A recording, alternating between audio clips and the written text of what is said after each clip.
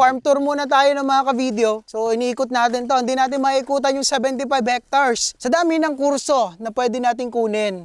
Bakit agriculture? According to my professor, sir, sa lupa may pera. This is 75 hectares, right? Yes po. Ang laki nito. Ang vision po ng ano namin ngayon, ang plan po namin is maging agrotourism this year. Ano pala, ang goal kasi namin po, mag-produce din kami ng meat along the way. Kapag agrotourism na kami, kami na magpo-produce ng pagkain ng mga bibisita sa amin. Hopefully po ay, gusto kasi namin po na maging makilala ang Daddy's Best worldwide. Mula sa gatas ng kambing, nakakagawa sila ng mga premium products. Ito po ay naidala na namin sa Hong Kong. Wow, so pang-export. Nag-comply na rin kami sa PhilExport para yung mga product talaga namin malinis kapag Yes. i-export na namin. Bawat isang agarwood. So, ibig sabihin, di ka pwedeng basta-basta lang magtanim ng agarwood or ng Kasi high lapisan. value crops, sir. So, nabanggit nila dito, almost 5,000 na yung naitanim na mga lapnisan. So, kailangan mong i-secure kahit sa bakuran mo lang. Opo. Yan po ang sabi sa amin ng deal. Kaya po kami naman ay compliant naman. So, Ayun. That's a good thing. Compliant ka. Apo. Wala kang mababiolate Apo. na environmental laws.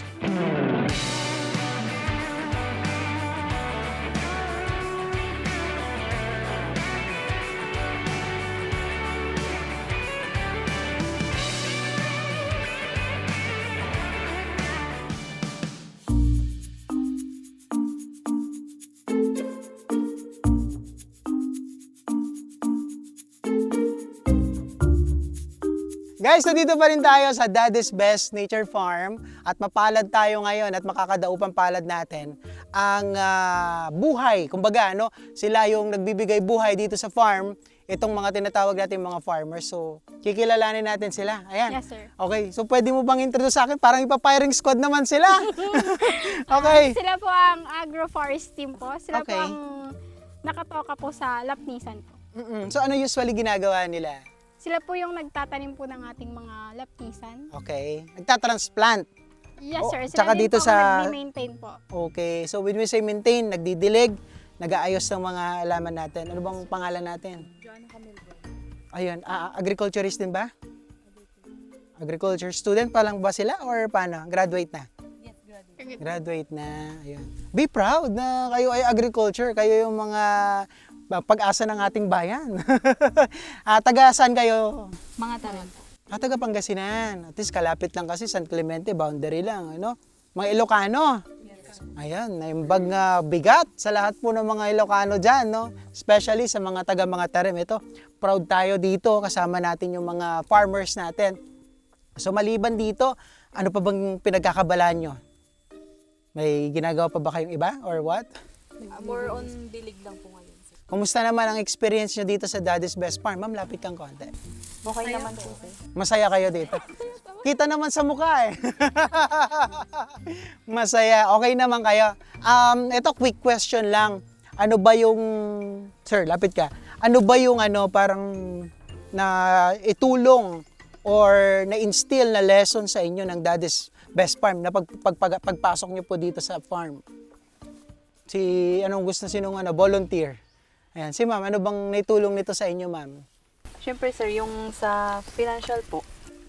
Aside from that, sir, may training din po sila when it comes po sa, yun po, sa pag-aalaga po ng, proper pag-aalaga ng mga halaman, sir, like yan, lapnisan, other training like sa GFT, and then sa cacao, sir. Possible po na pwede pong ma-apply in the near future, sir. Best na best lang, Daddy's Best. Wow! Ayun! Nice na. Ayun, farm. Best na best pala ang Daddy's Best. Gusto ko yun, ha? Sa dami ng kurso na pwede natin kunin, bakit agriculture? According to my professor, sir, sa lupa may pera. Hindi lang po sa, aside from that, kasi nakakatulong kami sa mga farmers, sir. And be proud na isa kami sa farmers, sir. Ngayon. Proud kayo. Yes, sir. Kumbaga, correct. Dapat, no? Yun naman dapat talagang taglayin ng isang farmer. Walang kakainin. Walang pagkain. Walang makakain. No? So, dapat yun ang protektahan natin. Yan yung pagyamanin natin. Kasi ang farmers, sila yung nagbibigay ng buhay sa atin. No? Actually, by profession, di po ako farmer, but I'm with the farmers. Ibig sabihin, naniniwala ako na may potential ang agriculture, may potential ang farming, at tayo mga farmers, kayo ang magsisilbing pag-asa, no? Para sa bansa natin, no? Para at least maunlad man yung agriculture natin. At kayo, mga bata pa, maliban kay ate. Ilang taon na ba si ate? 37. Ayun, bata pa rin. Ayan. So, siguro, kailangan lang natin talaga na sa mga viewers natin, no? Ito, proud na proud silang mga farmers, no? At gusto nila na makatulong sa ating bayan. Kaya nandito sila ngayon. 'Di ba? From farm to wellness, from farm to your skin. to your skin. Oh, wow, talaga naman. So ang daming pwedeng makita dito, but the farm is still ongoing ang development. Marami pang pwedeng mangyari at nagsisimula pa lamang ito. And eventually siguro makabisita tayo ulit dito para matingnan natin kung ano na yung nangyari at yung naging kabuang development ng farm. Siguro mga 2 years, 3 years from now, makabisita tayo ulit dito sa kanilang farm. So ngayon, kasama naman natin si Sir John. Ano bang katungkulan mo dito, Sir John? Sa sales and marketing unit naman po. Okay. Sa opisina. Sa admin. Sa admin po. Okay, so ngayon, saan naman tayo pupunta? So pwede po nating puntahan po yung kung saan nakatanim yung mga bari po namin. At the same time, mga ilang-ilang and kakao. Yung kakatabi lang din naman sila. Kumbaga yung mga transplanted na. Apo, yung mga nailipatan ng ating mga magigiting na farmers. So, ilan years ka na ba dito or months dito sa farm? Ay, ano pa lang po, 7 months pa lang po ako dito. Oh, so alos bago-bago lang Yes, kasi ito, no? Kung 2022 ba nag-start ito? Yes po, tapos mostly yung mga matagal lang po dito, yung mga nag-construct. Okay. Tapos ngayon lang talaga kami Nagkaroon ng tao. nag-hiring ng marami. Last year. Okay. Kasi launching na nga po ng product. Sir, nabanggit mo yung products. Ano ba yung mga products na ano kayo dito? Ayun sir, meron po kaming dalawang klase ng product, yung Goatlab Skincare. So ito po ay naidala na namin sa Hong Kong. Wow, so And- pang-export. Yes po, pang export po kasi talaga yung Goatlab Skincare. And then meron din po kaming Capre Pure, yun naman yung raw materials na ginagamit namin sa Goatlab. Pero available po siya sa mga manufacturer ng cosmetics. Ano ba yung ano sir? Ano ba yung Capri Pure na tinatawag ninyo? Parang ano po siya, raw ingredients siya ng iba't ibang klase ng cosmetic. Pwede siya sa pambabaeng lipstick, pwede siya sa lotion. Yung Capre Pure is a Capre Lock. Usually kasi pag magtitingin kayo online, ang Capre Lock ay powdered. Yung sa amin po liquid, first in the Philippines po. And then mostly kasi sa China mo lang mabibili yung mga ganun. Pero Okay. kami po ang kauna-una sa Pilipinas na magpo-produce ng Capre Lock in liquid. Kayo nagpo-produce? Yes po. May mga kasama na po kami na engineers na nag-research and development po niyan for Okay. months. Talagang maganda po siya sa wellness ng katawan po natin. Okay. So, sir, ako na-excite ako na makita yung mga Goatlab skincare products ninyo, no? At saka yung binabanggit mo.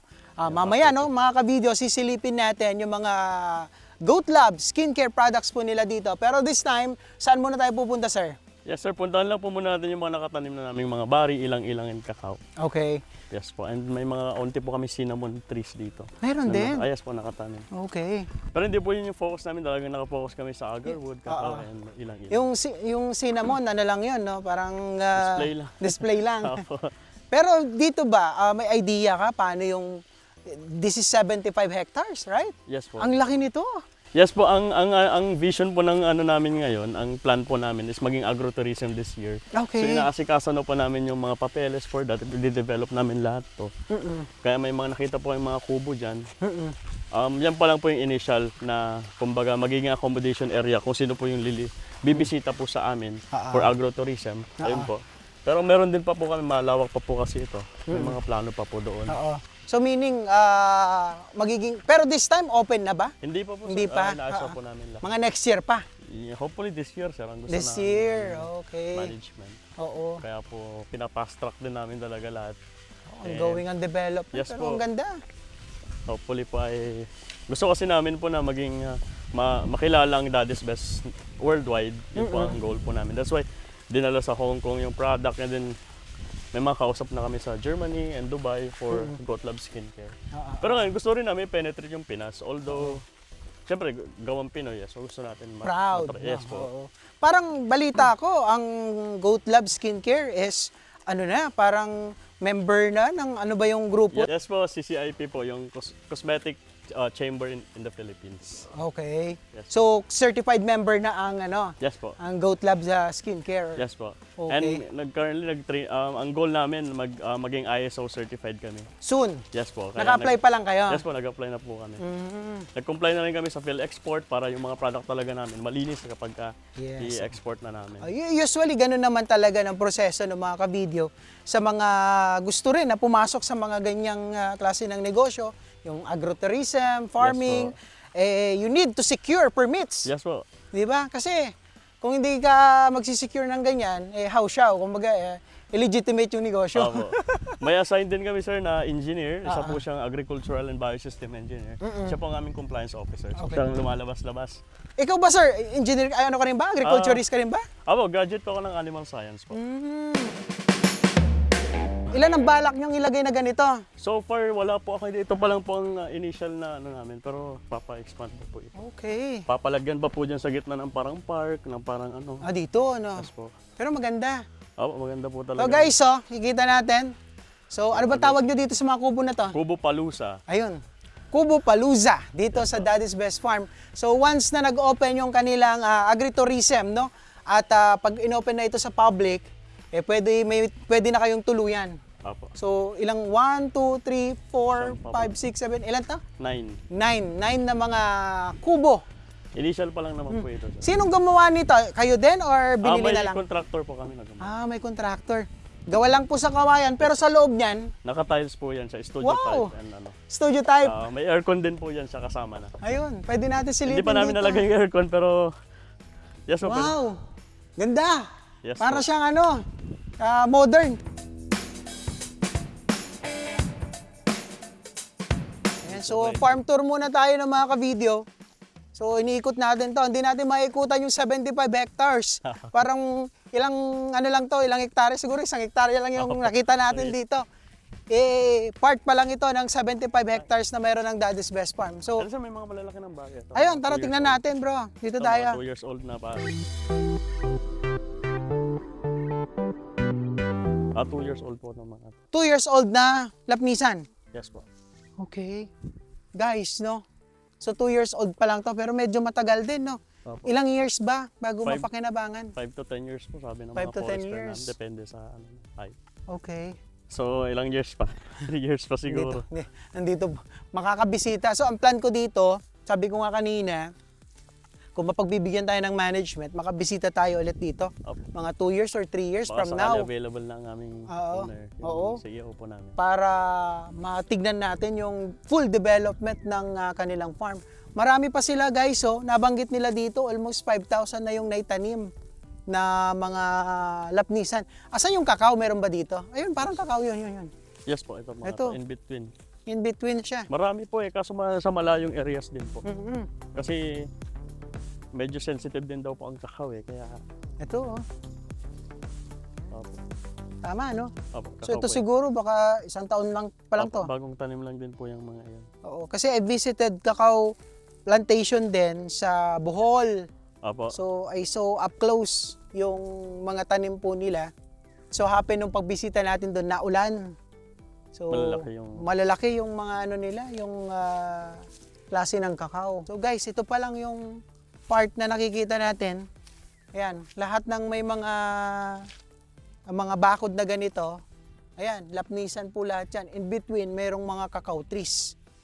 5,000 na trees na lapnisan na ang naitanim nila. So they have more than 5,000 pa doon na itatanim, itatransplant. After few months, then siguro buong farm na siguro malagyan nila. Baka kulang pa yun, no? Yung 10,000, no? Sa 75 hectares. po, sir. Wow! Grabe. So this is a good investment. I'm not familiar with kung paano yung viability nito, yung feasibility nito. But I heard a lot about Agarwood, Lapnisan is doing well dito sa ating bansa. So looking forward, no, na eventually makapanayam natin yung may-ari dito at ma-discuss kung ano ba talaga yung potential na magiging development ng kanilang lapnisan na plantation, di ba? Parang ano na rin eh. Ang laki, ang dami, almost 10,000. Actually, nakapag-apply na po kami sa DNR ng wildlife culture permit. Parang permit yun na magtanim ng plantation ng agarwood. So, ganun ba yun? Hindi po siya pwedeng magtanim lang ng basta-basta ng O walang paano permit. kung isa lang ang gusto kong itanim, pwede ba yun? O may Hindi certain po. number? Siya taga-LGU kasi siya dati. Sir Glenn, di ko sagot. Sir Glenn, Sa DNR, kailangan ng bawat isang agarwood. ganun. Kasi nung nagpa-certify po kami, pabalik-balik po yung DNR maraming beses. Kasi chinecheck talaga nila isa-isa yung mga tanim namin. Madami po sila.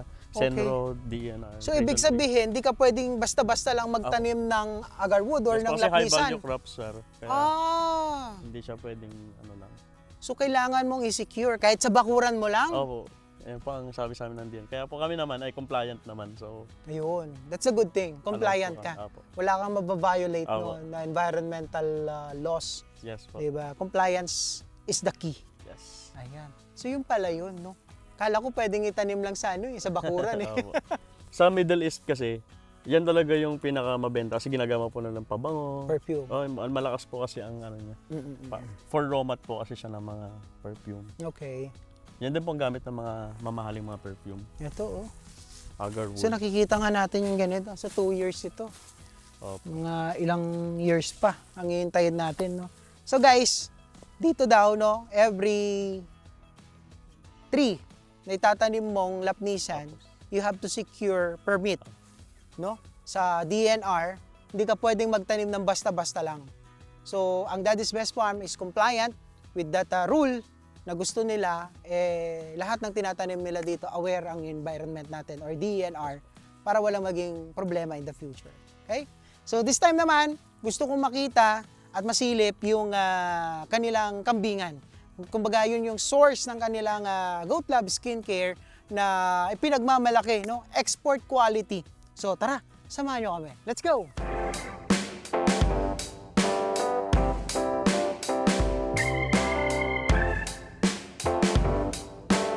Sir, nandito po tayo sa goat house ng ating goat farm team. So may mga team din dito, may mga tao din po kami dito. Meron kami mga technicians and veterinary na nagmamanage din po dito. Sir, mga ilan ang kambing na meron kayo dito? More or less? Roughly mga almost 150 pa lang po ang 150. Yes po.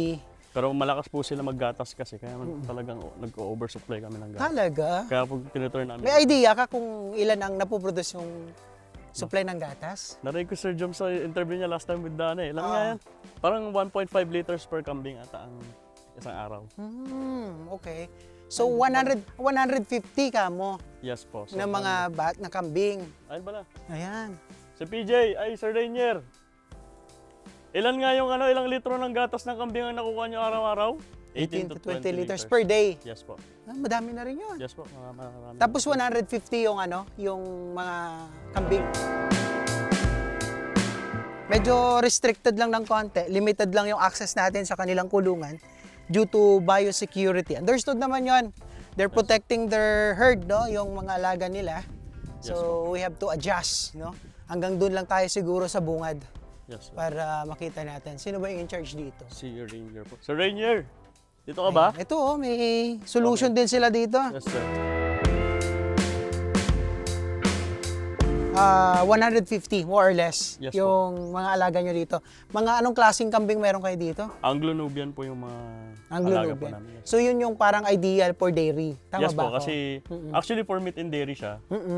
Kasi ako graduate ako ng animal science. Dati ang pinag-aaralan namin sa anin kasi yung mga dairy. So pagdating ko dito, ang goal kasi namin po, mag-produce din kami ng meat along the way. Kapag agrotourism na kami, kami na magpo-produce ng pagkain ng mga bibisita sa amin from our goats. Okay, so Kaya po Anglo-Nubian. And then, ngayon po si Sir Joms, yung aming farm technician dito, ay nagpa-reserve na ng mga bower ata. Para sa, kumbaga, i-mix breed sila. okay. Oo. Yung bower and Anglo-Nubian. So eventually, itong housing ninyo, mas dadami pa ito, no? Yes po, kaya ililipat na namin siya sa kabilang building na 5. Ito kasi gagawin na naming mushroom house. Okay. So totally ilan ang niyo dito, goat house ninyo?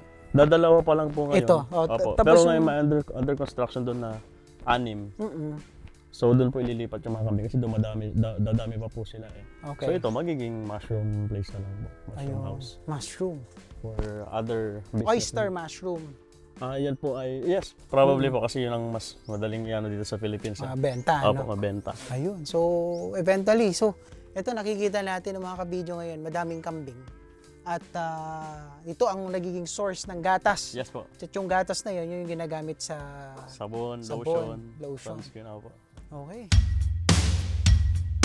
Alright mga kabidyo, nandito pa rin tayo sa Daddy's Best Nature Farm. At this time, atin namang bibisitahin itong kanilang Goat Love Skincare. Ayan. So, ibig sabihin pag skincare, nakaproduce sila ng 5 line of products mula sa goat's milk. At isa na nga dito, itong tinatawag nilang Dasop Milk. So, body scrub, no? Meron din silang Dairy Glow. Ito po ay pang lotion. Ayan, body lotion. May Splash and Glow, yan. At may SPF 50 pa sila dito, yung Milk and Sky.